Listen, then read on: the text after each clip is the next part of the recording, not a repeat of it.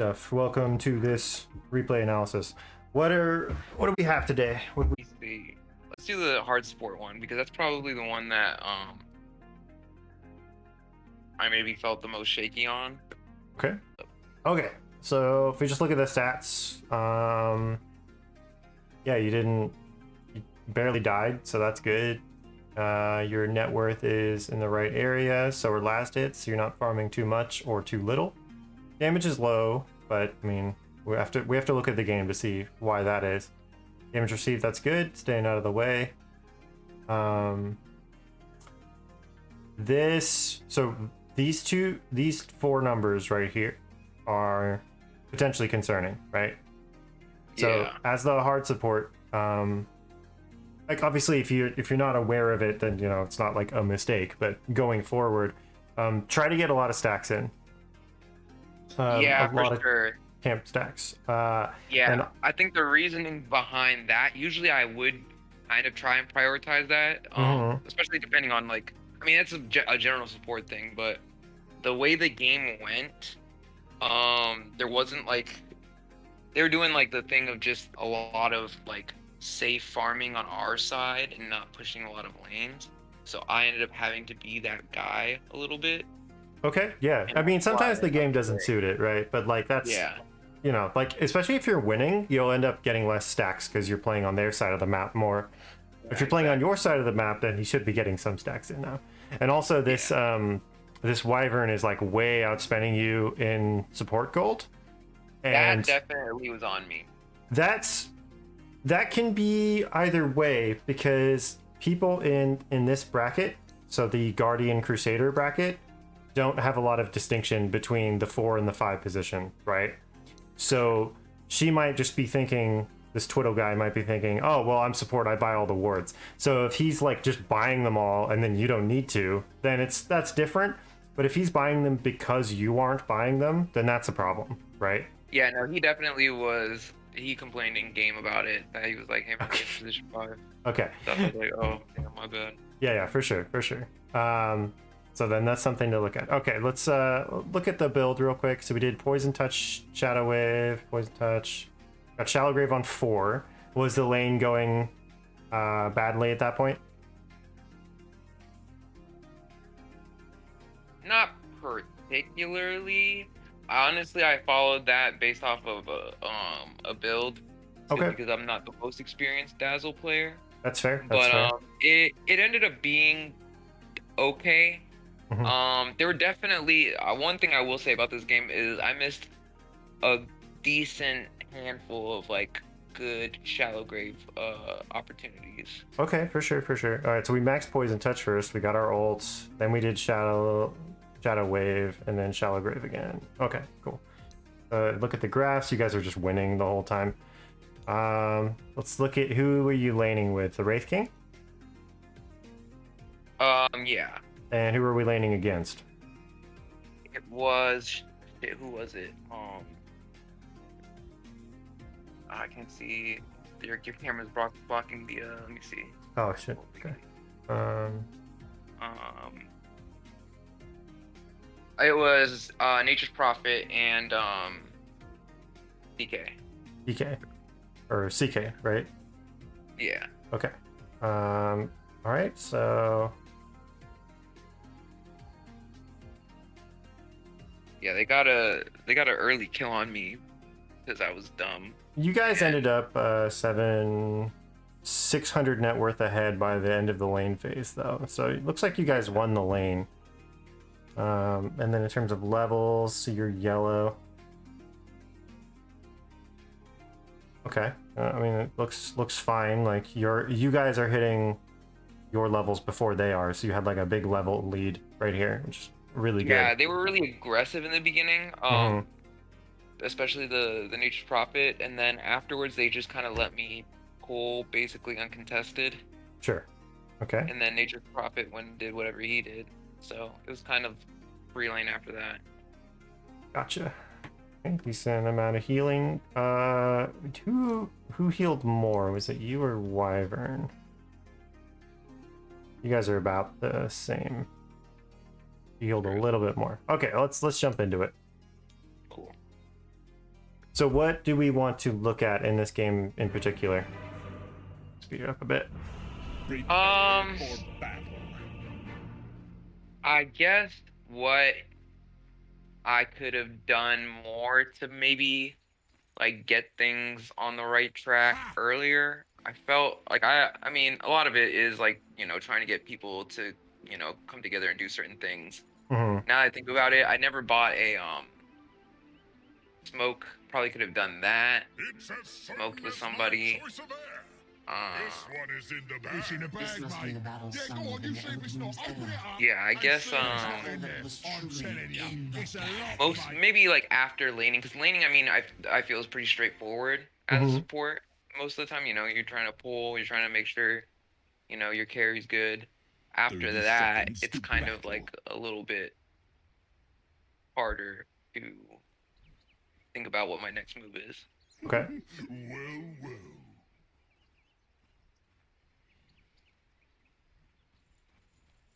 You see something real quick. Free camera. Bright and breezy. To player perspective. All right. So I think, can I see when you're clicking on The items battle in this? begins. That I don't know.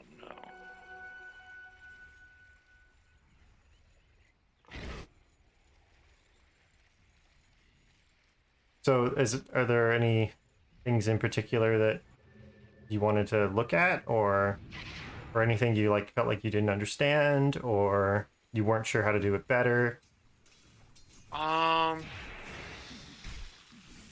Maybe like Oh my. like usually it's more this was just kind of like a weird game because the Nature Prophet left, but sometimes I get in like situations like when I died right there. Yeah. Usually if they like kept on aggressive, then it would be a little bit more difficult for me. Okay. So let's maybe try and figure out. So what we should be Kinda doing juke in the shit out of this first minute is really important, by the way. for sure. So one thing I've learned recently is that body blocking the camps with your body is a really cheap way to get lane control, right? Yeah. So you want to be keeping your eyes on this timer, and you also want to be checking, right? So I don't know if did you ever check their items?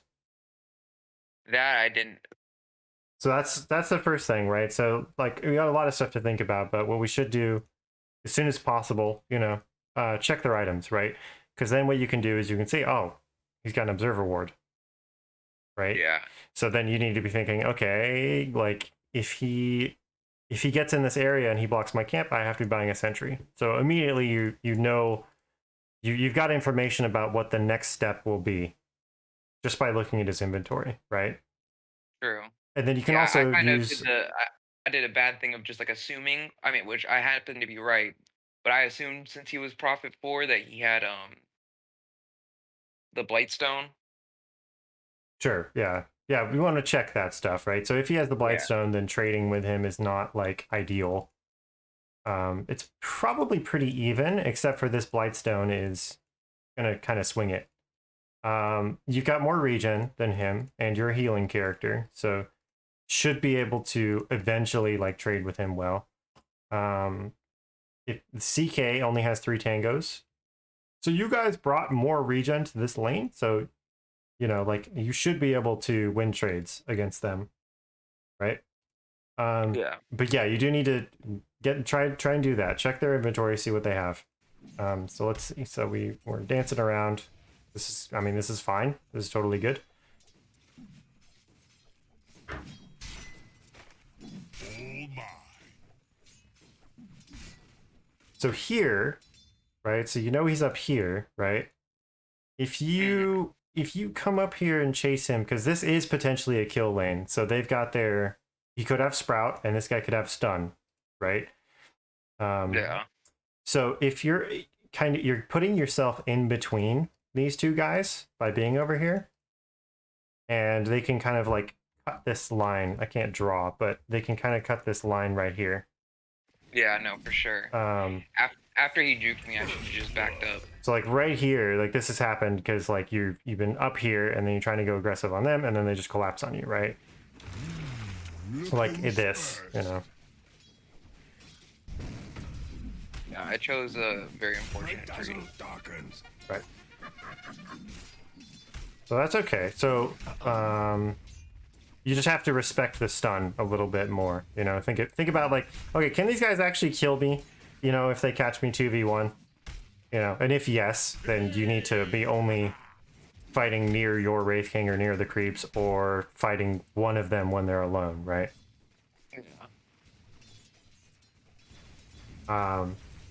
Something else you can do. Did you ask Wraith King if he needed items before you TP'd out? I checked his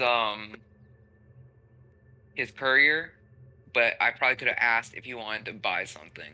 Yeah, I get in the habit of doing that now. Like every time I TP out, like ask first. And he probably was fine because it looks like he just wants to get his Gloves of Haste. Yeah. But also the other thing is like, so when you're, so like I would say right about here, 40 seconds, you should be thinking about this camp and being ready to come over here eventually, right? So so instead of playing in this area right here, you should be playing here, right? Because then you're still potentially keeping pressure off the Nature's Prophet. You're able to see if he's coming around to harass your guy, but you're standing in the area that he doesn't want you to stand in. Like at this level, the supports are not going to be like hyper aware of things like this, but that just means that, you know, you're going to get fucking free lanes all the time because they can never pull against you. Yeah. You know, and at higher level, they will be thinking about this stuff. And so you're going to need to do this kind of stuff, right? So it's good to practice. But yeah, instead of being over here, I'd say you should be right about here, you know? Maybe you can't harass him, but you just by standing there, like you're gaining something. And the other thing is that by being in, you know, playing over here, you can see if he's coming over to block. So like the fact that you're being aggressive near the minute mark is good, because then he can't just, like, you don't want to be sitting here, because if you're sitting here, then, and he knows about this, then he'll just walk over and block your camp for free. So what you're doing, the area you're playing is correct, but it's just the details get you killed. Yeah.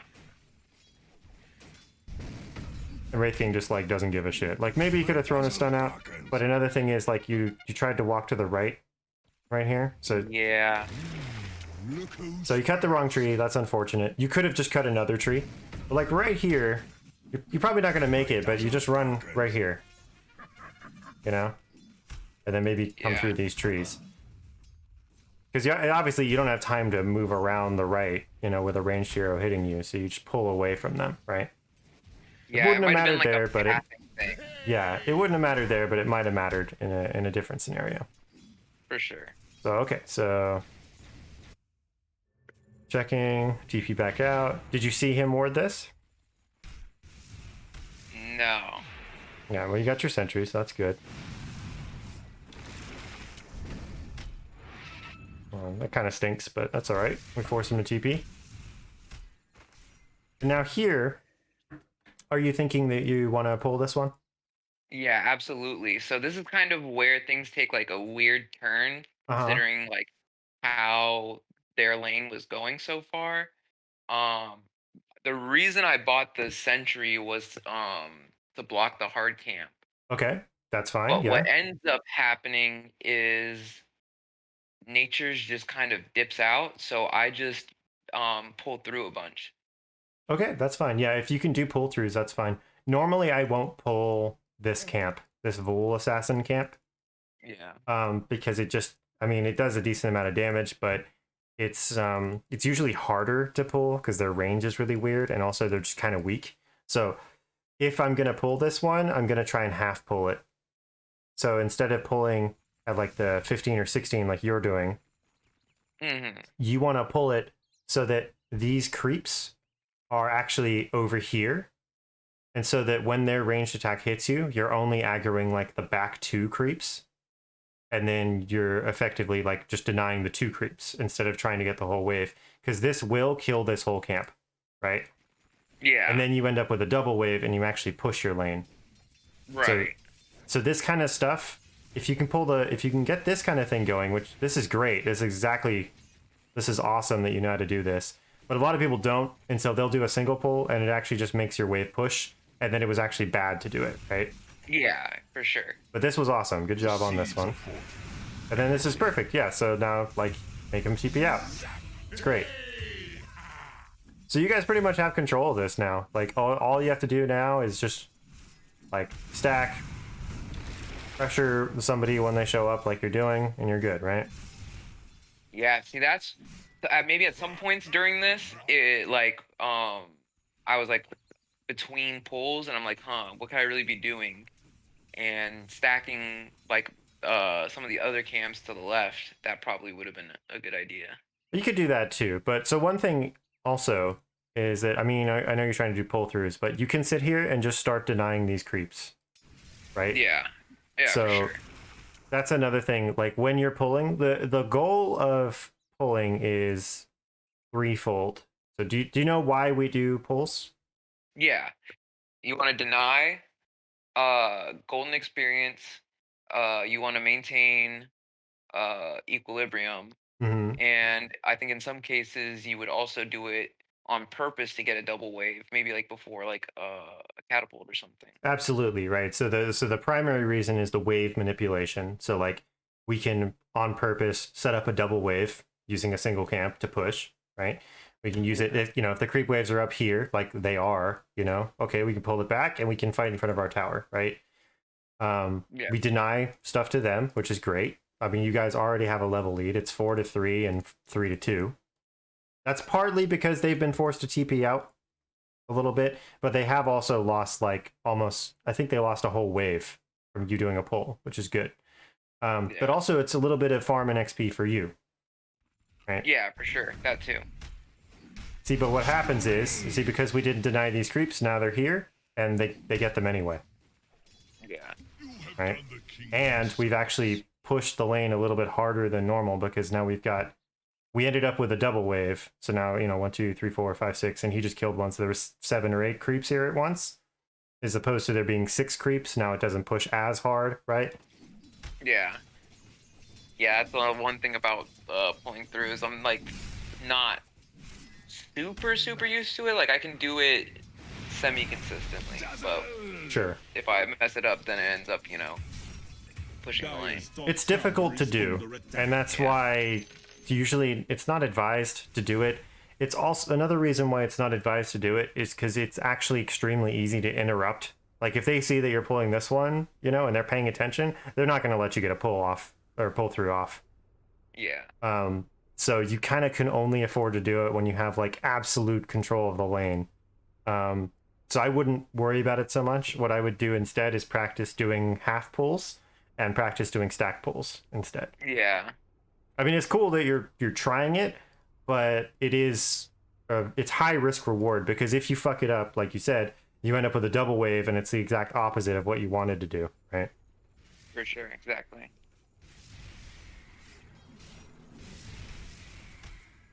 Also, I try not to pull this wave if possible. So yeah, I realized that after I was like, damn, that was not the wave to pull. Because you know when the catapults spawn, right? Yeah, it spawns every 5 minutes. Right. So I frequently mess it up, and every time I do, I'm like, I gotta stop doing that. It's really important to try and not pull the catapult wave. Unless you're trying to set up a push with the catapult wave and just like kill it really fast. That's what I kind of like realized. I was like, okay, shit, I pulled this. Maybe I'll give it a little bit of time and then try to kill the camp as fast as possible, and that way it'll push with another wave. Sure. Yeah, I mean, that's a good way to adapt to it.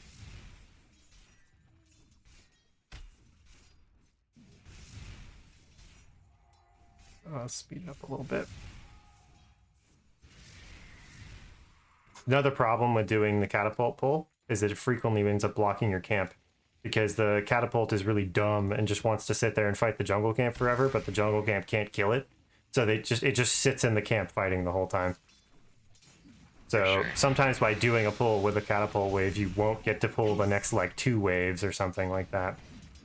But this is all good. Like, you're trying to do pulling, and then when there's nothing to pull, you go over here and pressure. You can also, they've changed it a little bit, but you can pull the hard camp into the wave. Something else you can do. So if you pulled it like, you know, right about when the creeps hit the tower, you know, and they walk up, you can make these meet up right here. So this is another pull you can do. Dire's top tower Gotcha. is under attack. Radiant's middle tower But is did you have under any like attack. specific questions about any of this, or?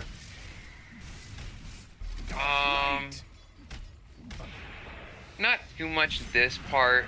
Maybe more like Dire's it's top probably tower is where it under gets attack. like shaky for me is like Dire's when top team fights tower start is breaking out under and like attack. positioning for that. Okay.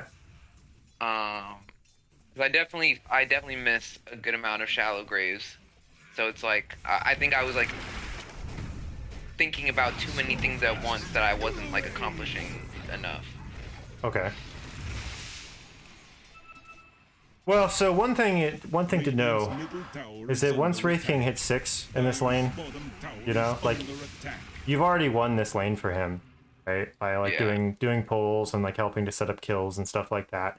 So he's fine now. Like basically, if you wanted to leave the lane, let's see, where could you start doing it?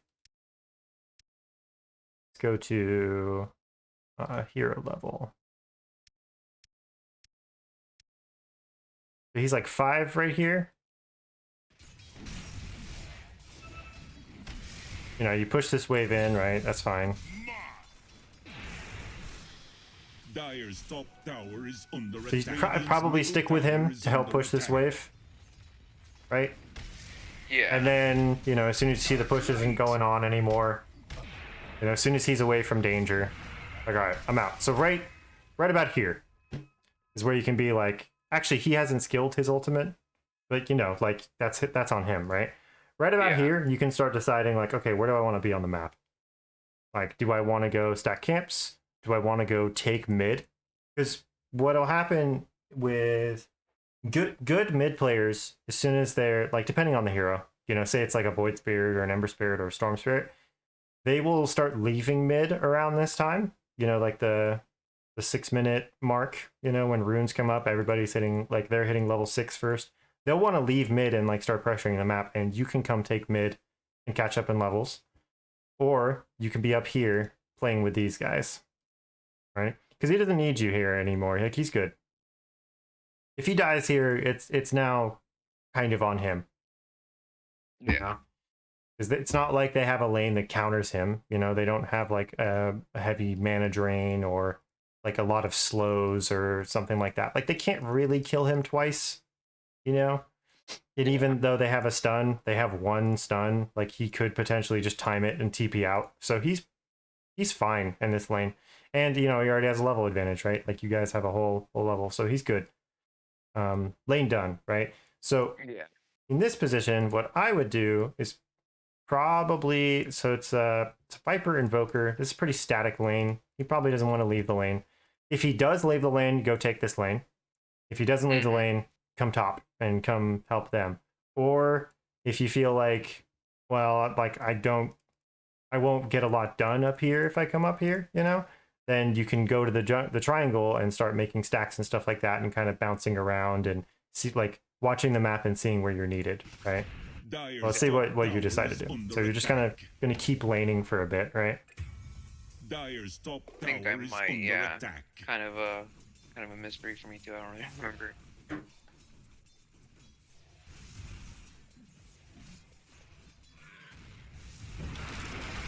See how this Wyvern is, she's already on the map. Like she's not just laning top anymore. Like she's like, oh, there's something going on down here. I'll come down here, right? Yeah.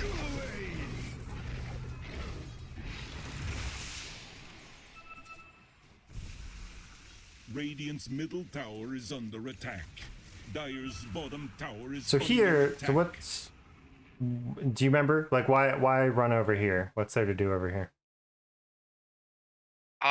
I think at that point I was just like trying to figure out what to do because it was like I didn't feel like um well, one thing I knew was the Invoker was coming, so I Okay. didn't want to be there. Like, uh, I didn't want to be. I was like too low of health to be involved, Hmm. but high enough health to do something. So I was trying to figure out what that something I should be doing was. Well, if you know Invoker's on the way and you're half health and he's 3 levels ahead of you, if you run into him, you die, Yeah. right? So they really have like 3 options here. Either you decide, okay, this fight's actually too dangerous for me to be in, like I don't want to be here and help out because I'll just die, so I can go jungle, or I can go back to my pool and heal up and just come back out. Um, but I think here, they're hunting for this kill. I think you should be positioned around here helping them. Yeah. But you arrive at it kind of, well, no, you don't. Okay, now we're walking away. Or not sure what to do. Because your job in this area of the game, these, pre-level 6, post-level 6 phase of the game, this kind of like post-lane phase, it's your job to be involved as much as possible, right? Yeah. And if you're too low health to do it, then that means you just got to go back and you have to go fix that situation, right? Yeah. Oh yeah, this was a weird moment. I think being here right now is fine. You're protecting the Wraith King. Maybe the Wraith King shouldn't be here. Radiant's bottom tower is under attack. Perhaps he should know to leave right now. See, but if you're TPing out now, like they're pressuring the tower, like what's the thinking to come top right now? So the thought there was that they were all down there Okay. and no one was TPing. So I was like, okay, what's gonna happen here? Like either I stick around here Mm-hmm. and it's gonna be a disaster anyways, if no one TPs in. Mm-hmm. They're just gonna take the tower and then kill both of us. Right. So what I could do is try and pressure top and potentially take that and try and set up a trade, So that makes sense, but that's thinking like a core. It's not thinking Yeah. like a Dazzle, right? No, for sure. So if you're let's say you're playing as a Lion or a Lena or a Crystal Maiden or whatever, right? Like a hard support that is mainly offensive, then prioritizing like putting pressure on the enemy team the way their support is doing, this Nature's Prophet, right? He's prioritizing, he's not prioritizing defending, he's prioritizing like attacking because he's an offensive hero. Then it's fine. But you're a Dazzle. So your main job is to help with solo pickoffs because of poison touch and to save people when they're going to die. So where this would be correct, like if you were playing as the Wraith King and you had that feeling of, well, I don't want to be here anymore because I'm going to die, I'm going to TP out, that's fine. But you're a Dazzle and your Wraith King is here.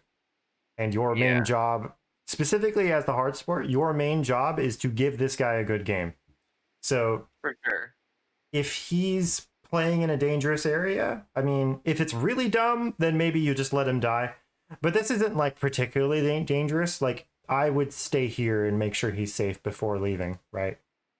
Because it's like he's full health, but he's not full mana. Like I don't know. Yeah, I would stick around here because what if they just 4-man dive him?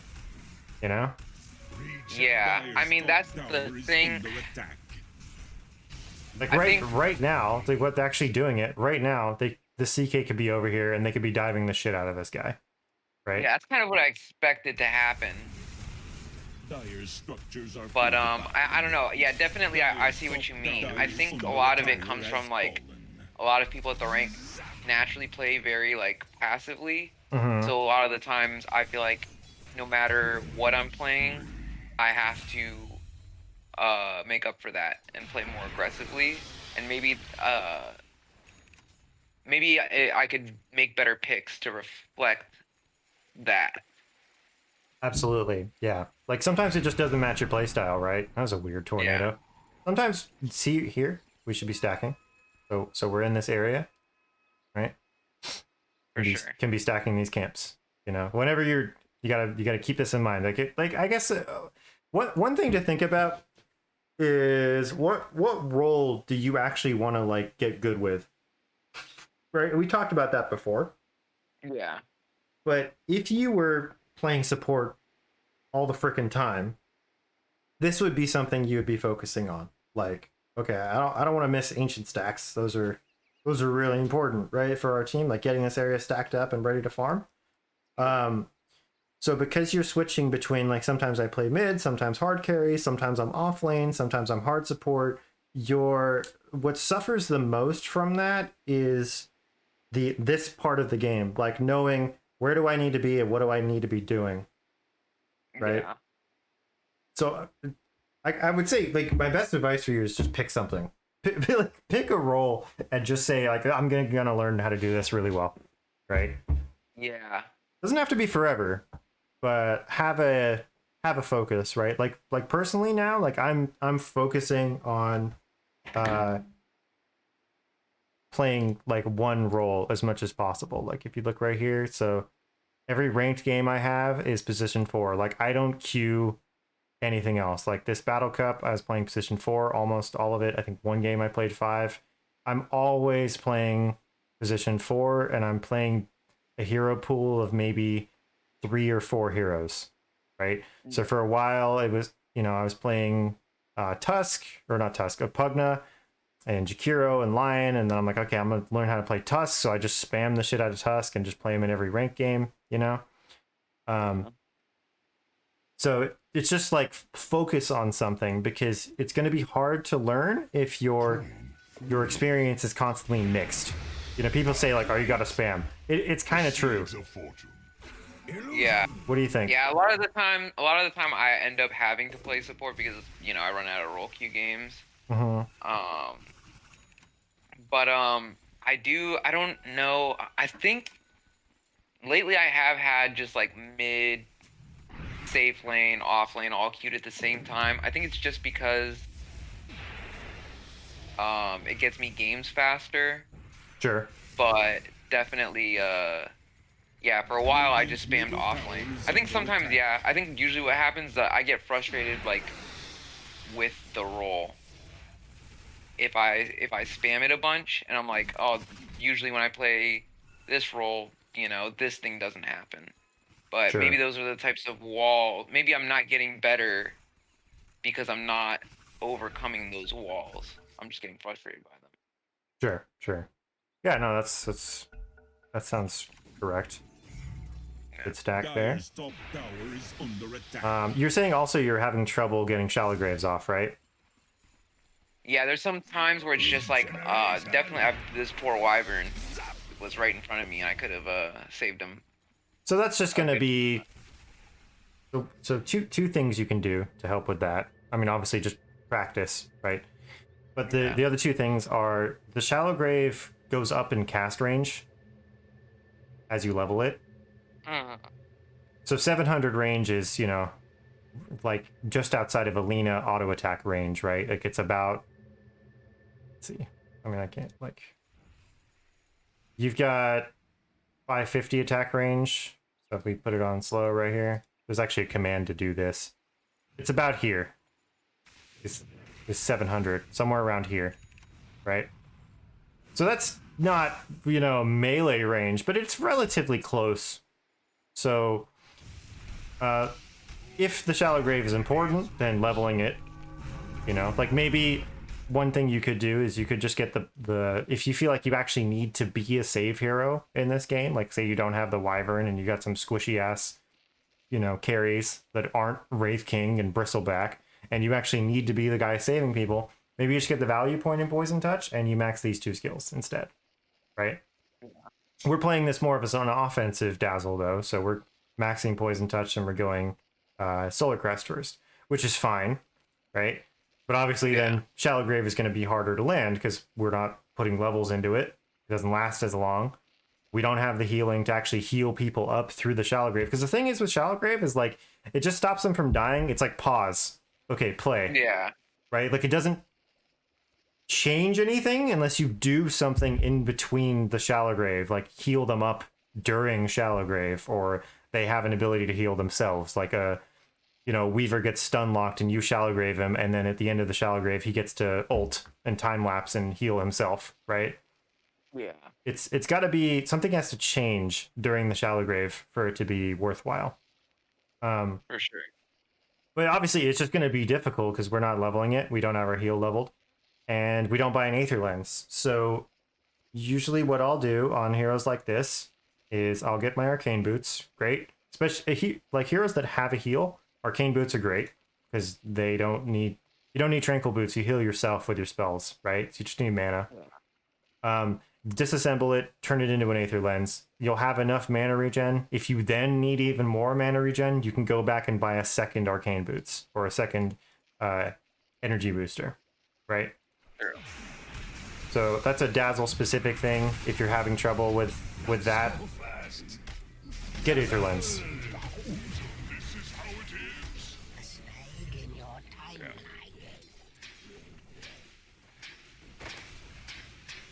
Radiant's middle tower is under attack. You know what? Maybe I'd like to think about how I could have generally played this more aggressively. I remember playing against the Dazzle. I believe they were a 5. I mean, possibly they could have been a 4. But they just took over the game, and I know that's probably not advisable for like higher rank. But I think it's something to know. You know what I mean? Like. Even if it doesn't work in higher ranks, like you can't just generally play like that. Maybe there's situations where it'd be like, it could win a game. Well, so you have to know. So like if people play like a Dazzle mid, then absolutely that's what he does, right? But even playing as a support, you have to know who's a good target for you. So looking at the enemy team, let's say it's like just you and say the Wyvern or something, right? Like, who can you guys actually pick off reliably and kill on their team? Maybe Silencer? Yeah, Silencer, he's got no mobility, right? Yeah. Weaver is obviously terrible for you to go for, because he can just Shikuchi away, your slow doesn't matter, and he can ult. CK, if you try and go for him, he might just kill you. You're not really an anti-illusion hero.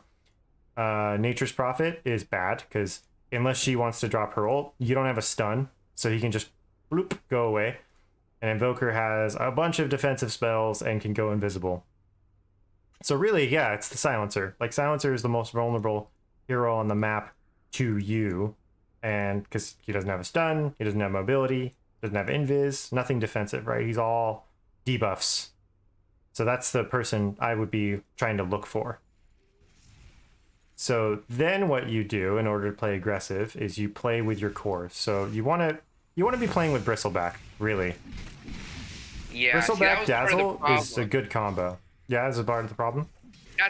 Okay, initially when I had picked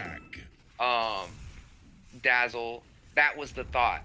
Because for whatever reason the Bristle had picked before. Okay. So I was like, okay, how can I pick somebody that would like go well with this? And I was like, okay, he's got nasal goo. I could play Dazzle and poison touch them, and we could just reduce armor all day. Yep. Yeah, that's perfect thinking. Yeah, he makes a really good lane partner as well. Yeah, the problem became that he didn't play super aggressively. Like, that was a lot of what I was just like saying to him all game was like, let's play aggressive. Sure. He ends up playing aggressive here though. You're doing a good job of staying alive every time they go on you. Yeah. Kind of getting your Viper killed. Well, looks like he's alright.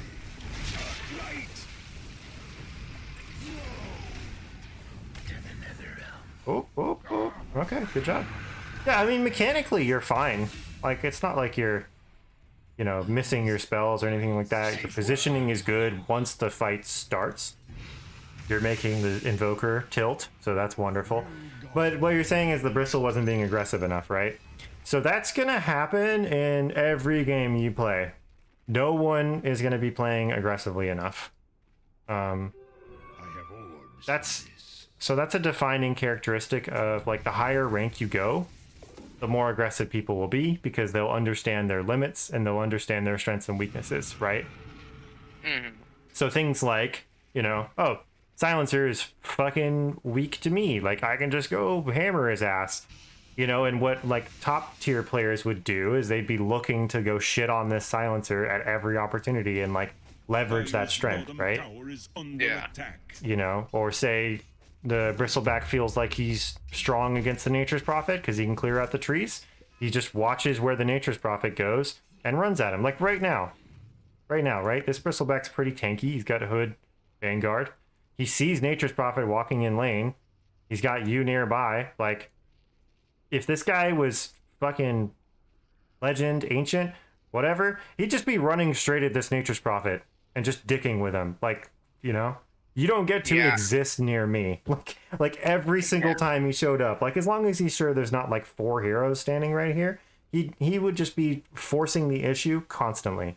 But That's the thing. he's I think it's because a lot of the times at this rank, and I've watched it happen like a million times, is a lot of people just don't know how to not be overly aggressive, or they don't pay attention to their map. So oftentimes they'll do things aggressively and then find themselves, with 4 people on them. And I think it starts to like build up like a thing in their heads, like, okay, well, I can't be aggressive, because people are just gonna teleport or be there when I try to do it. Sure. That's fair. But also, I mean, we got to look at what we can do when they are doing the right thing. I mean, right now, like he's playing the way he should be. Yeah, no, He's for sure. he's running at him, and we're over here. So, like, you want to be with him right now, Yeah, But now you've kind of can't decide. I guess I'll wander over here. Like this is something that you kind of fall into every time you're just not sure where you need to be. Like you kind of just wander between waves and you kind of farm things passively. Like this happens a lot. And this happens on every hero, every role, every bracket. Like people do this type of thing because they just don't know. Like, well, what's my job? But right now, like Bristle's playing up here. He's being aggressive. You could be playing with him. yeah, no, for sure. Yeah, I think it sometimes. Yeah, sometimes you just miss things because it comes down to like, like I'm looking for, I guess, him to say something like, "Oh, come play with me," but I should just be doing that automatically if I'm, playing support. Right. Yeah, so as a default template, what you can do is you can say, okay, lane phase is over. The hard carry, what should the hard carry be doing once the lane phase is over? What do you think? Hard carry should be it depends, I guess, but most of the time building towards whatever item. How do they play the map? I mean, Ideally they would take the off lane so that they could farm off lane and triangle. not always the off lane. They want to be taking the safe farm that's the most efficient for them. Right. True. So right Yeah, now, like if you're playing hard carry in this game, like where do you want to be farming right now? can't really see the map. Oh shit. Okay. Hold on. My bad. I'll move this up here. Anyways. Yeah, that's probably dumb. I should have moved that earlier. Yeah, so where do you want to be playing right now, like on the map? If you're the Okay, hard so- carry. I was the hard carry, I'd be playing top. Yeah, top makes sense to me. Top or bottom, either one. Because you can go smash this wave and push into the tower, and then you can back up into either jungle, right? Top or bottom. I think the distinction between top or bottom, like which one's better, is probably a bit of a higher level decision. And it has more to do with what your team wants to do. In general, though, you kind of play... If you can play aggressively, you go play their safe lane, or your off lane and their jungle, right? Yeah. If you can't play aggressively, then you kind of do it on your side as a very like simple rule, right? Yeah. So what does the mid lane want to be doing? Um, I guess that's also dependent. Let me see. What it was Viper. I'll try and just do it based off of Viper. Well, no, don't think about the specific heroes. Think about the role. What is the mid lane's job once the Well, lane after phase is over? usually usually they want to carry over into other lanes and start helping to take objectives.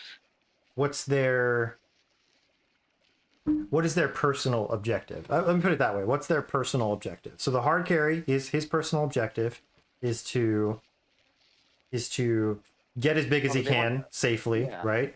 And to in order to do that, he usually has to play away from his team, away from Yeah. the enemy team. Actually, I'll put it that way. He usually plays away from the enemy team in the safest area possible to get as big as possible, right? So what's the mid lane's goal, and then how do they play on the map? They want to play aggressively on the map. Their goal is to usually snowball, try Mm-hmm. and get big off of a lot of kills, um, and try to carry that snowball to snowball other lanes as well. Right. So their goal is to they're also concerned with scaling, but they've Yeah, also got some strength. So they need to leverage that strength, right? So yeah. They use their naturally higher levels mhm, to leverage the fact that they're the strongest um heroes at that moment in the game. right. So and another way you could look at it is they want to exploit weaknesses. Right. So, if they win their mid lane, then their job is to keep shitting on the mid lane guy and keep him down, right? Um, or if there's a bunch of supports that they can easily kill, you know, then they should go look for those supports and kill them a lot. Like they basically, like you said, they get big off of killing people and they farm in between, right? So Yeah. if you're like a Queen of Pain, it could be something as simple as like, I'm out here. Let's say she was up here when the fight starts or whatever, and she's in this area. So she clears this wave really quickly and then she TPs over and uses her ult, and now her ult's on cooldown. Okay, do we want to push this tower? No, I'm gonna, take a bunch of farm, and then by the time the next fight is ready to go, I'm gonna group up with my team and then use all my spells again. And you kind of just you're doing that, right? Mhm. So what's the off lane's goal and how do they play on the map? Generally. You generally as an offlaner, you want to attract as much attention as possible. So you want to make it so that they can't just wander in to wherever the position one is and Mm-hmm. just fuck with them. Right. So you want to pressure objectives, um, pressure heroes. You want to just make sure that you're as much of a nuisance as you can be, so that they have to focus on you instead of focusing on the other cores. Right. And generally, what's your job in a team fight if you're playing the off lane? Generally, you either want to initiate, Mm-hmm. I mean that's mostly and you want to soak up as much damage as you can. Right. Okay. So you've got it, right? Like they're tanky or they're initiators or Yeah. both, right?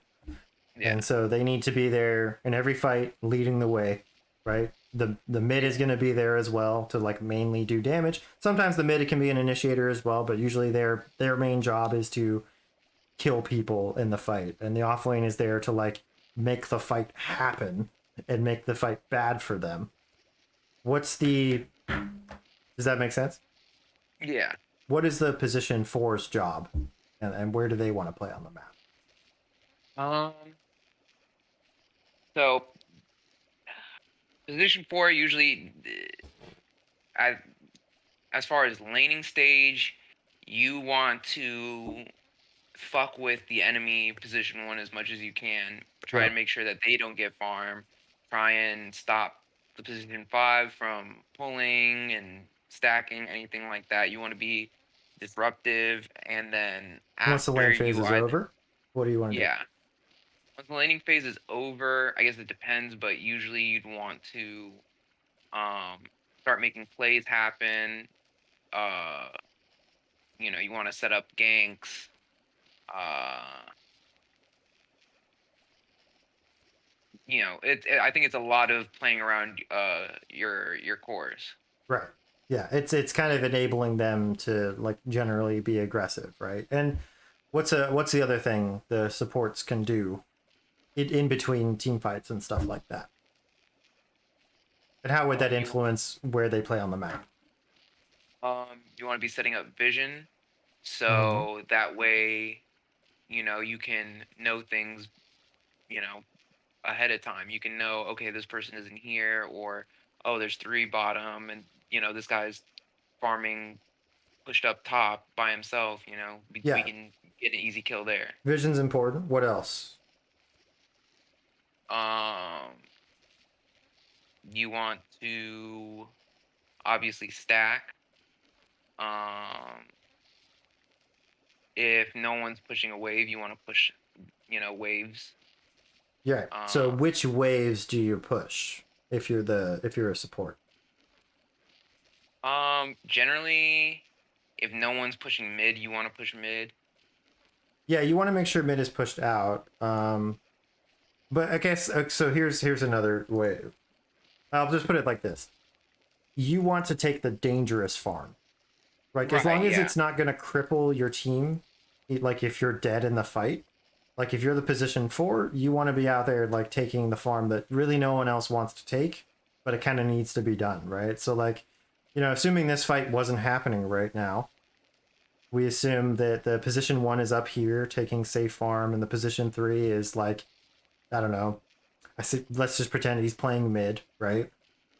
Yeah. The position 2 is going to be like maybe playing nearby, or like also doing the same thing.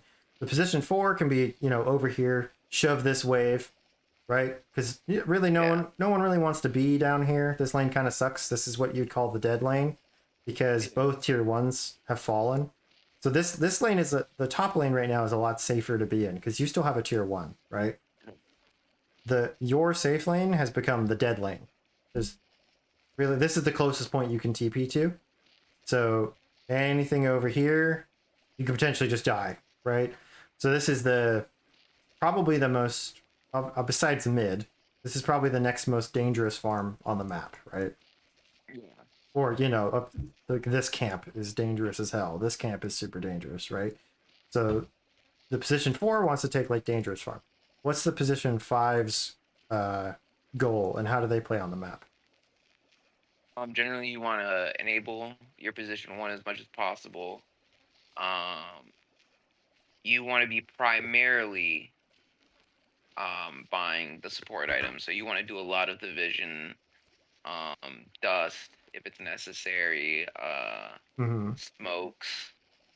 Um, I think setting up for a lot of objectives more Right. so than like setting up for um, ganks or aggressive plays. Right. So I guess, what does the position 5 do on the map that the position 4, like, what's different about the two? Um, well, usually I think about it in terms of farm priority.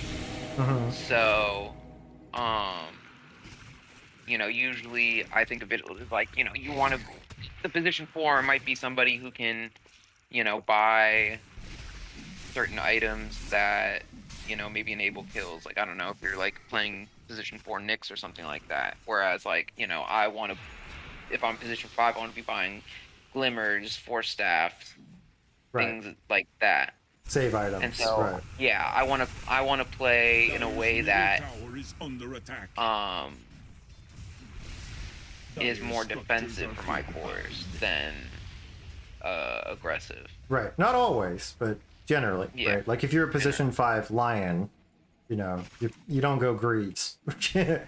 right? Yeah. You go maybe blink, force, like these active things because he's an offensive character. You're a defensive character on Dazzle. Same with Wyvern. So they're more concerned with, like you said, Glimmer Capes, Force Staffs, maybe Aeon Disc for yourself, maybe Greaves, Solar Crest, stuff like this, right?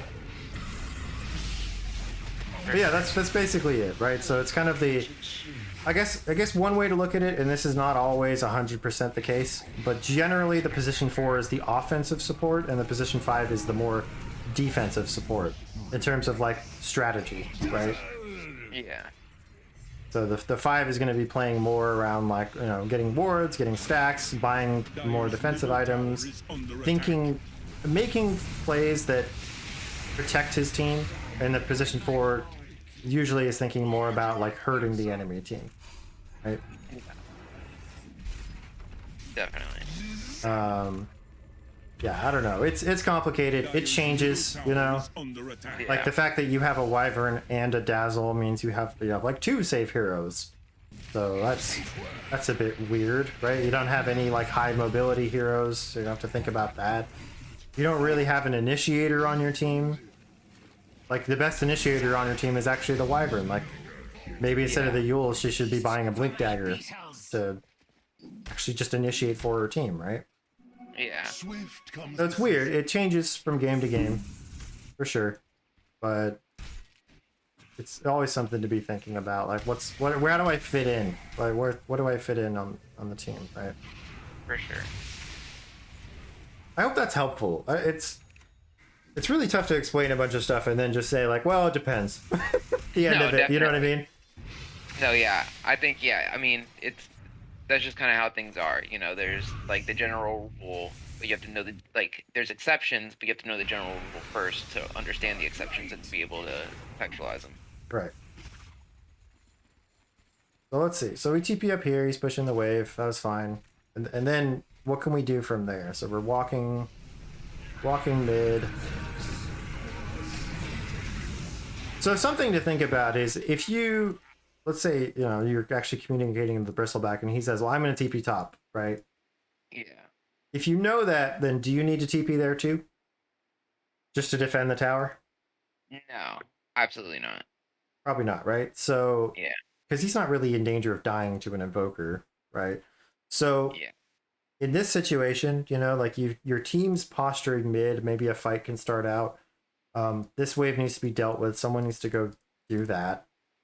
Probably don't TP here. You probably just walk to the lane that you think you're going to need to be in, right? So you probably just walk mid.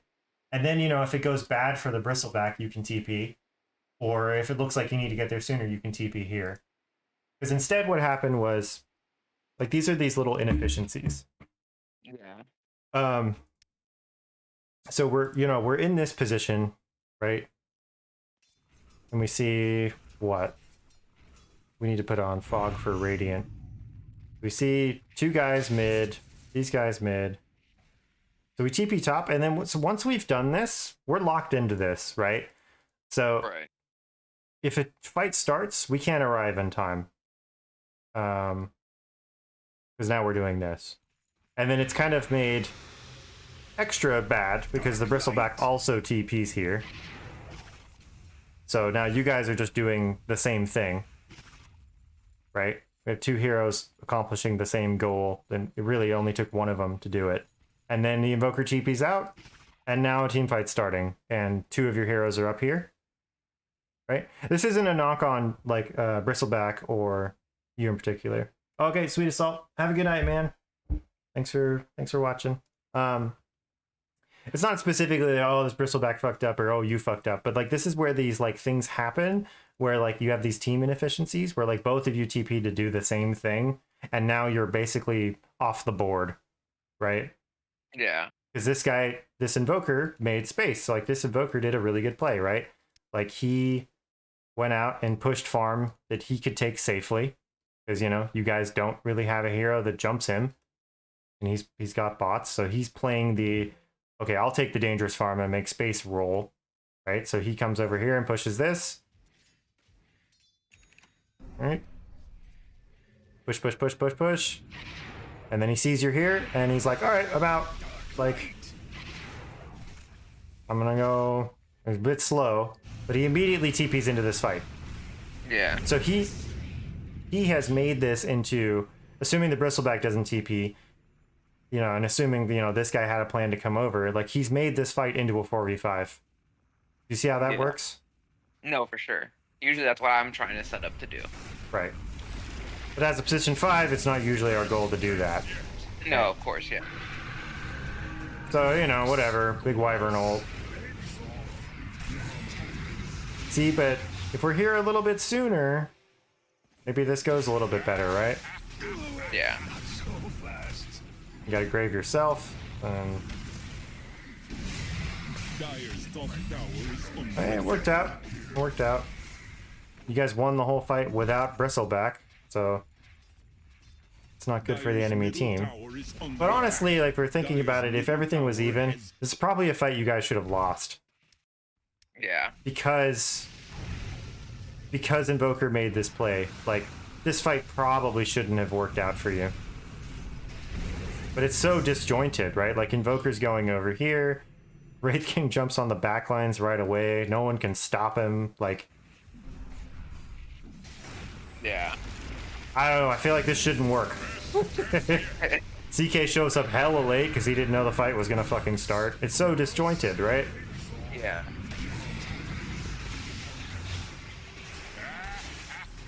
So it's important to be trying to communicate with your team. I know it's difficult at this stage or this bracket to do that. Well, like absolutely this Invoker set up like a winning situation and then his team just like wasn't in the position to do anything about it and they got caught and it died. So he did a good thing that ended up in a bad thing, right? Because it's Yeah. who the hell knows what's going on in this bracket, right? Dire's top Yeah. tower is under attack.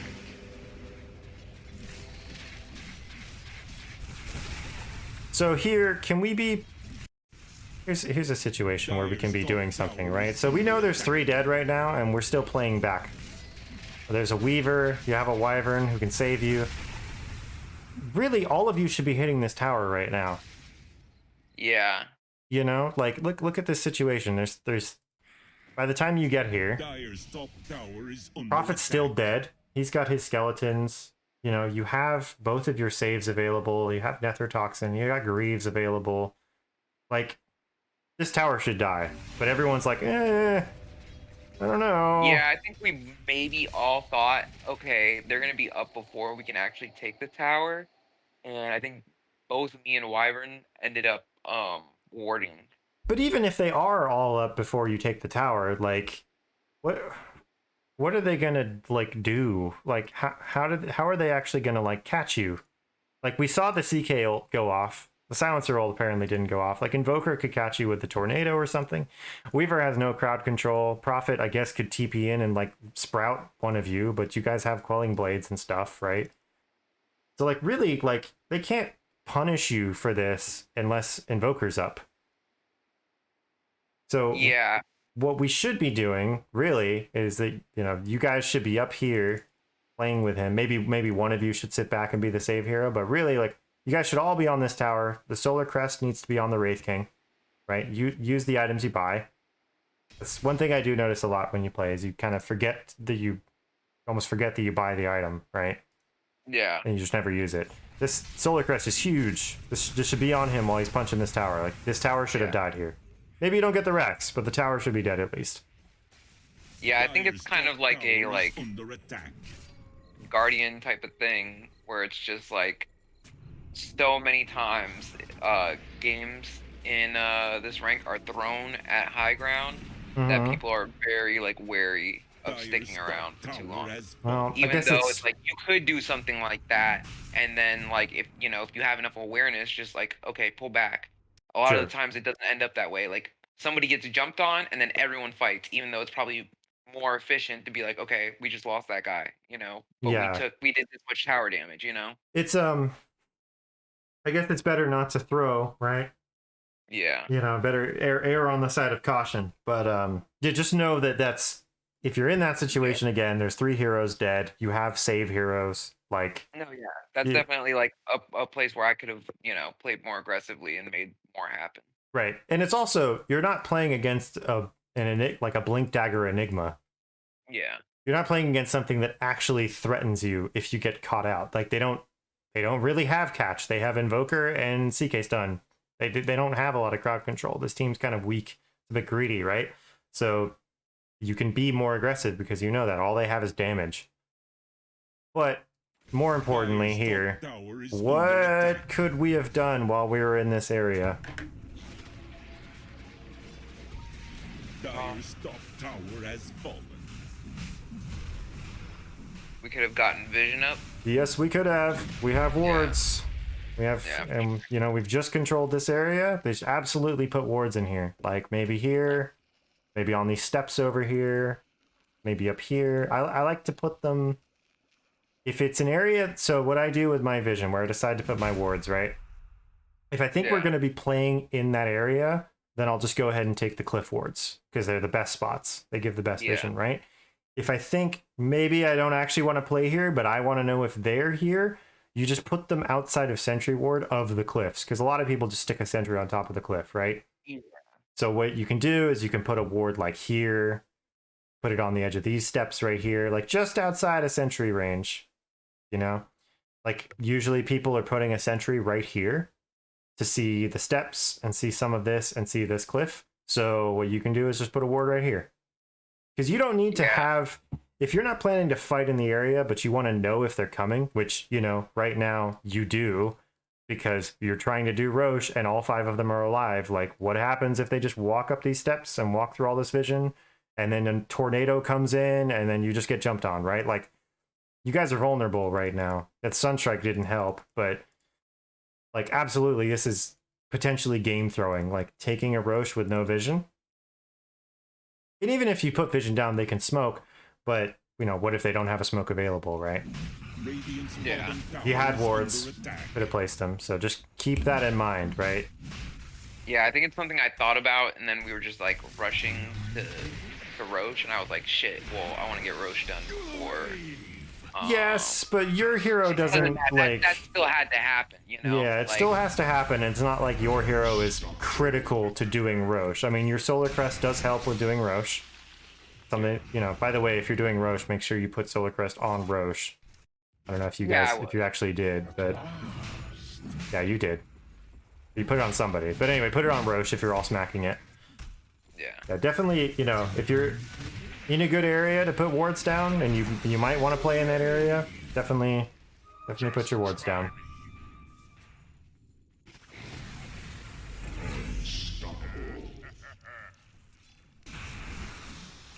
Let's speed it up. I think we're just playing with our team now. It's nothing particular.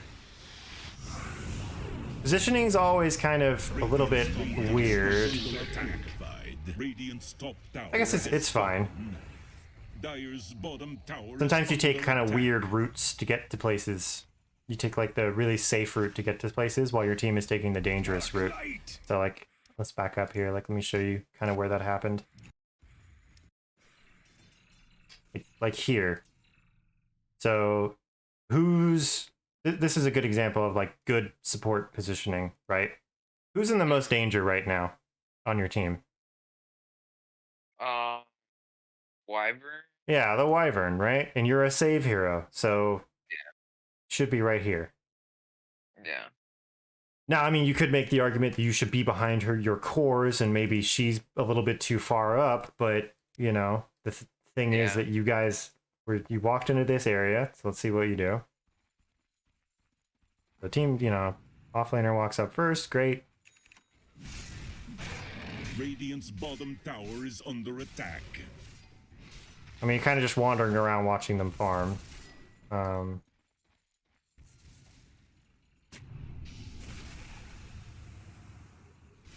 Probably have a sentry for this as well. Because you have no idea if they see you right now, right? Yeah. Which is important. If you're controlling an area, sentries are good for controlling areas, right? Like, you want to know that they can't see you up here.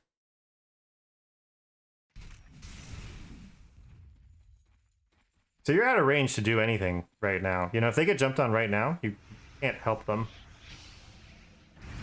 See how far away you are in this fight right here? Yeah. See, they're getting gone on. We're still hesitating about where we need to be. Now we get there.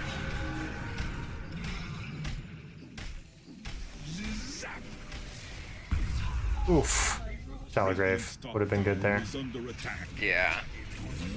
But this is the type of thing that happens when you're playing different heroes and different roles all the time, is you have these like these moments of like having no idea where you should be or how to position your hero, Radiant's right? top tower has fallen. Because you're always playing something different, so you can't ever really learn anything concrete.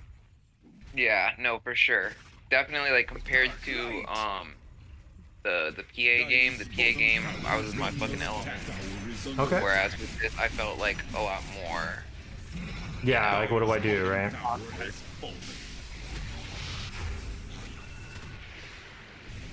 And let's make a distinction here. So, I was saying it was like bad to be that far away from your cores, right? But Yeah. if you're in a position like this, where the EMP separates you. Well, obviously don't walk into the EMP, like for those watching at home, right? Like this is fine. The enemy has done something that has forced you to separate. You don't want to walk into the EMP and lose all your mana. So For sure. that's different. This is okay because there's a threat. And then immediately, you can walk back up here like you did. That's good. All right, let's see. So definitely we need to have sentries this area.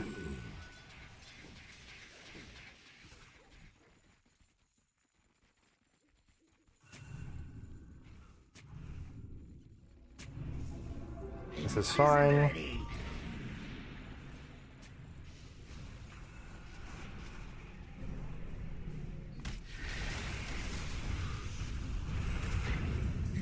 Probably Bristleback's a little bit too far out on his own right there. So I don't know if that's your fault.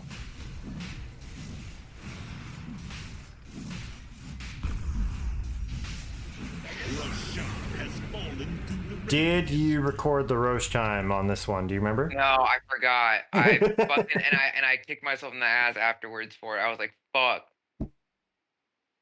I thought about it, yeah. Do you do you have your chat wheel set up at all? Do you change this? Only to be a shithead. Okay. Well, you can either alt click the time or you can Yeah. just put it in your chat wheel. So I have it right here. Yeah. And it just becomes muscle memory now. Like I hear the Roche die and I immediately Z drag to the left, right? So that can help a lot. I never use help. I should probably change this. I use the other ones. I don't use this one. I need to find something better for that. But yeah, you use these resources. Like you have this stuff to use, right? So I've got pulling creeps over here. Thanks. We need wards, get back, care. Like I use care if I think they're smoked. Push is good. Well played is always on there. You utilize the tools that are given to you. Yeah. You have two ways to record the Roche time. Obviously, you could just do it mentally, which some people do. That's fine. Even if you're just trying to remember what time it is, you're going to end up in those stressful games and you won't be able to remember. So log stuff, right? Definitely. Okay, so let's think about this. So we just taken the Roche. How do we use this? How do we use this Aegis? So generally, the way I think about it is, well, a lot of what happens is people will just, we have it, so we have to smash into high ground right now. Okay. But how do we set up for that? I think the best way to do it is play around, like, is there an item timing that we can hit, that's important within, before it expires in like a decent amount of time that we would still have it, So you like to use it more as a defensive, like a farming Aegis, right? Somewhat. It depends. Like if we're really ahead and we can just smash in, then of course, that's the best move, because we're trying to win the game. Hmm. But I think uh I think generally you don't have to just smash in. It's I true. I like I like cutting them off from farm and just, taking the whole map to ourselves as much as we can and then going in, because I feel like it's a unless they're gonna do uh something like, hit a timing soon of their own, Hmm. then it might be better to be aggressive. Sure. Well, okay, let's look at it in this situation, like the situation we're in right now. So Yeah. so you won't know this during the game, but you have an AK lead. That's a feel thing, I mean, that's like, okay, let's check the scoreboard. Yeah, we're doing well on levels. Our safe lane is 4 levels ahead of their mid lane. Like, we're probably winning this game. Our carry is 8-1, right? Like, Yeah. um, so you should. Did you have a sense at this part of the game that you were ahead? Oh yeah, for sure, for sure. Okay, so we know we're ahead. So that means we can go for high ground if we want to. We don't have to, right? We're probably not in danger of throwing if the fight goes badly, you know, because we're still pretty far ahead, and we have a Wraith King with 3 lives. It's kind of hard to throw. 3 lives and 2 saves. You got 5 Wraith Kings. Kind of Yeah, hard to lose a fight right now. And they don't have definitely. any, again, they don't have a big, like, huge like ult threat. I mean, they just have Invoker trying to do everything in a silencer. Like these 3 heroes, Weaver, CK, Nature's Prophet, are not particularly team fight oriented. You know, Yeah. they're all kind of just single target. Nature's Prophet has his ult, that doesn't really count. So you should know, like, okay, we're stronger in team fights probably. We have Aegis, we have saves, we can probably take a Rax right now. So if you come to that conclusion, how do you actually do it on the map? What do we need to do on the map to make it so we can push high ground? Um, First things first, we need to get waves pushed. Uh I think what my team was. I remember them saying here was, okay, Nature's Prophets pushing, and yep. someone's like, well, who gives a fuck? Then we'll just fucking go high ground on him. And what is he gonna do? He's got to come back. He's not gonna take our base before we can take his. Hmm. Um, Which is kind of but true. yeah, but yeah, at least ideally 2 waves pushed in, Yeah. so they can't just push 1 wave and then we're like, oh, well, can't do anything. Right, especially because you've got an Invoker who's pretty good at depushing a wave. Yeah, And Weaver is a little bit too with Swarm. It's not the best, but it helps. Like, they yeah, have some D push. CK and Silencer don't do anything to creep waves, right? Like, they have no AoE. They suck at it. Nature's Prophet has to ult it or use his trees or something. So really, they don't have they don't have good high ground defense. Is the point? yeah. It's true. You could trade your tier 2 for this, but do you need to? Like, No. is it critical? So if you do want to address, I mean, Bristleback's decided, like, fuck that, I'm not giving him anything, I'm gonna go bottom, right? Yeah. So if the Bristleback's going bottom, who should go top and push that out? Mm, huh. I guess Viper. It's basically should be anybody but you, right? Because you're not very good at clearing the wave. Yeah, yeah. I said that because let's assume Wraith King's gonna stay mid. Hmm. Viper can go up there and be Viper, but it's important that I stick around Wraith King. Yeah, absolutely, right? Like, you want to be playing Yeah, off what the Wraith King does. So if the Wraith King wants to push middle, then you should be middle, right? That's totally fine. What if the Wraith King goes up there? Then do you follow him up there, or do you stay with these two and help them? I don't know if there's a right answer to these questions, by the way. Just think about it, yeah, right? Yeah, I mean, I think I follow him as long as it's not something that's like, I've watched it a bunch of times where someone gets Aegis and, they think they're the shit and then they just walk in and fucking die twice.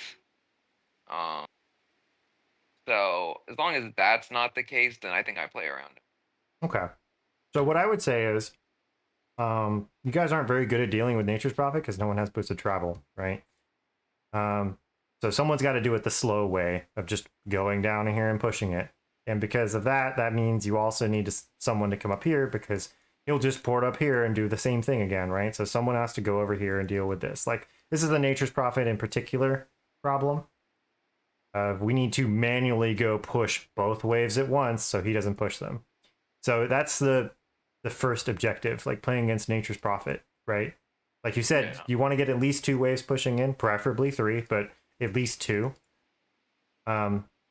So someone's got to deal with this. Bristle's going to do this. Someone should go up here, whatever.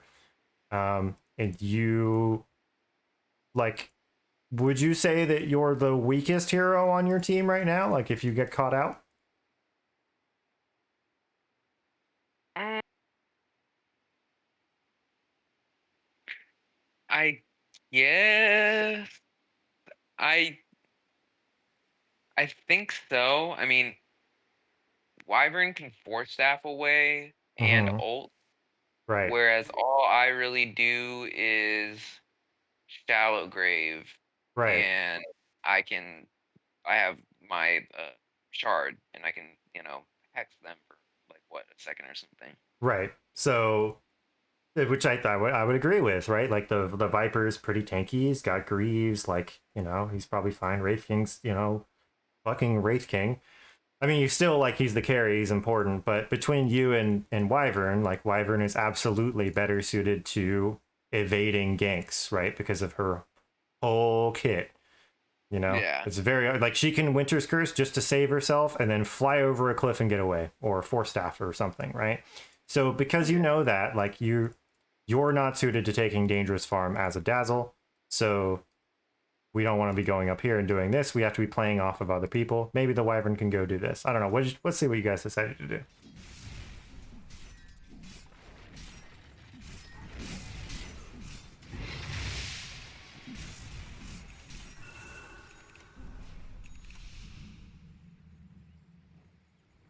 Wraith King's up here by himself. Dire's middle tower is under attack. Be with him. Got a little bit distracted by the Invoker, but I'm gonna come back.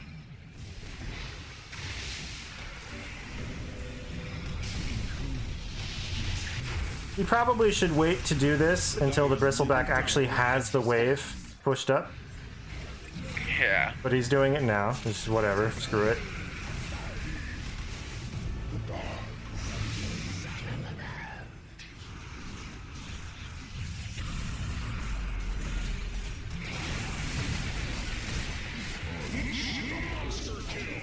Dire's middle barracks are under attack. Dire's middle barracks have Okay, that's good. I mean, you're using your Solar Crest, you have Dust for the Weaver, you're healing people, your positioning is good. You guys executed the plan, you pushed 2 waves at once, and take the base, and you're good. top tower is under attack. So we didn't need to take this as well. So that's good. Yeah. Good to know, right? Dire's bottom barracks are under attack. Dazzle!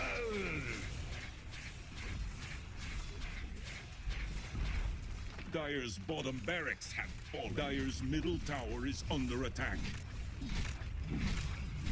Speed up a bit. I think game's just over, right?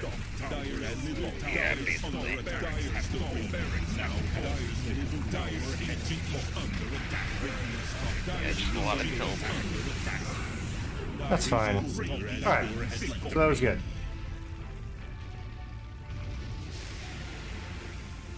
Cool. I don't know. Is that helpful? Like, No, for sure. I think I definitely took away a lot of things to think about whenever I have to play support now, because especially just like the in between shit, being like, mhm. okay, I need to like have something clear, instead of like meandering, or like, Yeah. I think sometimes it's situations where my core might be doing something. Hmm. Um, like let's say like they should be playing aggressive, but they're like farming a camp. And I'm just like, all right, whatever. This dude's gonna do whatever. I'm just gonna go do his job. Like maybe I should just like go to him and be like, hey, let's go do it together. Right. You know, and that'll be more productive than me assuming like, oh, this dickhead's not gonna fucking do what he needs to do. Right, right. Yeah, put faith in your teammates, right, and play with them. But also, if you're in a situation where you're like, well, I don't know what to do, you can just go hit a jungle camp. I think that's another thing is like at low levels, like people don't farm enough on supports because they have this idea that supports don't farm. But you have to Yeah, sneak in a jungle camp every now and then, right? Like as long as there's nowhere critical you need to be on the map, like you can just go farm a camp real quick, work on the next item. for sure. But okay, so if we had to play Dazzle again, what would we do differently? Um, definitely play to the strengths of the hero instead of trying to you know, do the job of a core or, like a position 4. Try and play around, whatever core I'm with more. Hmm. Look to play more, look to position in mind with saving instead of being aggressive. Yeah, because that's the nature of the Unless hero, it's a right? yeah, unless it's a situation where it's like literally ganking. Right. Yeah. Yeah, absolutely. I mean, it absolutely can happen where you get ahead on Dazzle and you can just like solo murk their silencer because you find him in the jungle by himself or something like that. But in general, yeah, you have the idea. Like if you're on a defensive hero, play it defensively. And also, what Yeah. what was the other thing we talked about with builds and items and stuff? Uh, make sure if I got something, use it. What was the other thing? But yes, what else? What was the other thing? Um, I'm not sure. Aether lens, Oh, Aether Lens. Yeah, yeah, yeah. cast range of shallow grave, Definitely. and Aether Yeah, lens to help with that. And neutral items go into that as well, right? Because we have keen optic and psychic headband and telescope, right? yeah. Your whole thing is I want to be able to, because when you, by the way, when you get all those items, your cast range is insane on Dazzle. Like you can shallow grave from like your entire screen away. It's nuts. So you can play really safe and just be like way off in the trees, and the only way you're gonna get picked off is they like make a concerted effort to come fucking find you first, right? Which True. is good. So Aether Lens, like you feel like you can't be safe. I mean, not every game is gonna be like that, but I think in general, like Aether Lens on these save heroes is like pretty goddamn core. If you're Oracle, Wyvern, um, Dazzle, who else does that type of thing? Um, Maybe a Shadow Demon. Um,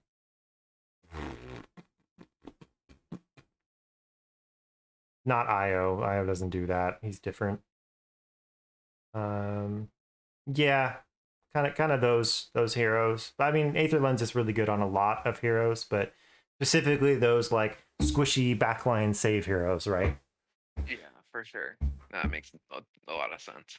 Okay, should we go over a different game now? Yeah, I'm a little pressed for time, but I could probably go to like a little past 11. What time is it right now where you are? I think it's like 10:40, so I could do like another like 20-ish minutes. Okay. Well, let's just call it there then, so we can Okay. we can focus on one thing at a time because I think that's also part of it, right? Like I don't give the most focused coaching, and you're also playing a bunch of different roles and a bunch of different heroes, so it's going to be hard to remember little things like Aether Lens or whatever, right? If we're going Yeah. over 3 different games and 3 different heroes, so we'll call it there. That's good. We can do the PA and the Deuce game tomorrow, or if you find another game you want to do. Yeah, for sure. I'm hoping I can like get a good loss. Like something that's not like, even if I get smashed in, like it's for a good reason. Like, oh, I tried this and my team tried really hard and I don't know what it was, or like they did this strategy and we just couldn't figure it out, not like uh, my ogre got tilted and walked mid for Yeah, 30 not minutes. not something like stupid like that, right? And by the way, again, uh best way to learn is going to be honestly spamming a hero and spamming a role, because if you play 20 Dazzle games in a row, you don't have to do 20, but if you play 20, you're going to have good games and you're going to have bad games, and it's going to teach you about like Dazzle matchups. Oh, I did a Yeah. different thing in this game and a different thing happened after I did it, like, hey, it felt really good when I bought fucking Yules, and then it felt really shit when I bought this urn. Like, I just had a game where I bought urn on Clockwork, um, and the whole game I'm just thinking like, why did I fucking buy this? Like, there's no target for it. Like, Yeah. I'm getting charges, but it's not even like a good item. It's not clutch enough to where I actually want to build it into a spirit vessel. I kind of just bought it because it's like habit. So, if I find myself against an Ember Spirit PL Legion commander again, maybe I don't buy the fucking urn. It's Yeah. like little things like that where it's like, okay, I've learned what the standard is, and you basically always buy an urn on Clockwork, and that's fine. But you start learning the exceptions to what you're Yeah, doing because for you're sure. spamming it, right? Yeah. I do have a quick question. Yeah. Okay. So, I think what I want to do is focus a lot on mid just because I think it gives me like a lot of like um just a lot of power to affect the game. Okay. Um, One of the things that I struggle with mid though is I feel like a lot of like mid heroes don't are weird for me. Like Queen of Pain, I cannot last hit on. I'm sure Hmm. that comes down to practice, but God, it is so hard for me. Yeah, I have Um, trouble with that too. yeah. So what I've been doing is kind of playing position one from position two. Not entirely in like, I'm just gonna, fuck my position one. I'm just gonna take, you know, the ancients and, spend all game farming. But um usually I'll take like I had a game where I played Spectre mid and it ended up Okay. being a win. You're And right. Okay. and like or like PA. Sure. Um, Or like Medusa or Arc Warden or Morphling or whatever, or Sniper, these yeah, kind of farming mids. Yeah, that's yeah, fine.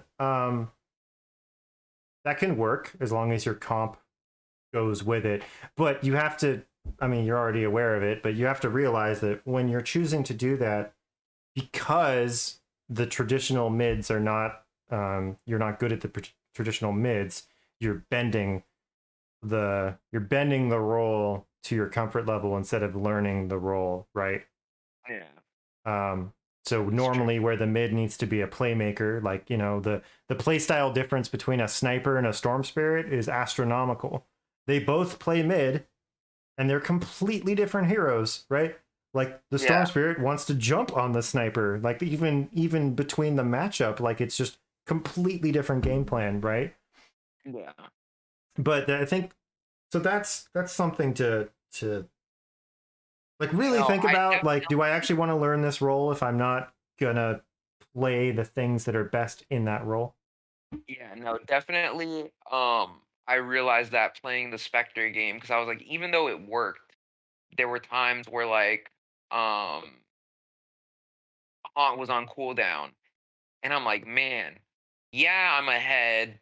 Yeah, I have these levels, but I really can't do the things that I want. Hmm.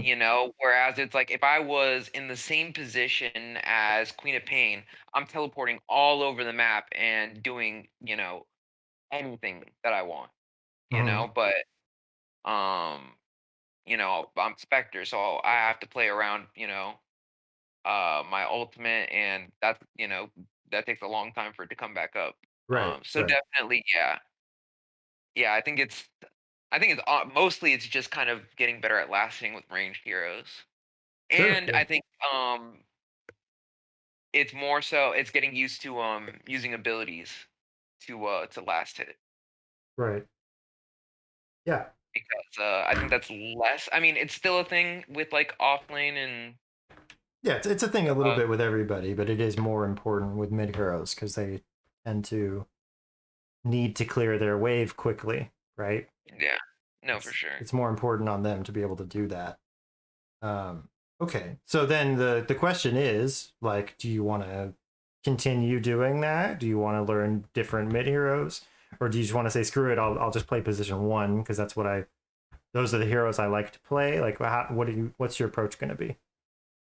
I think it's probably best to actually go for what suits the role.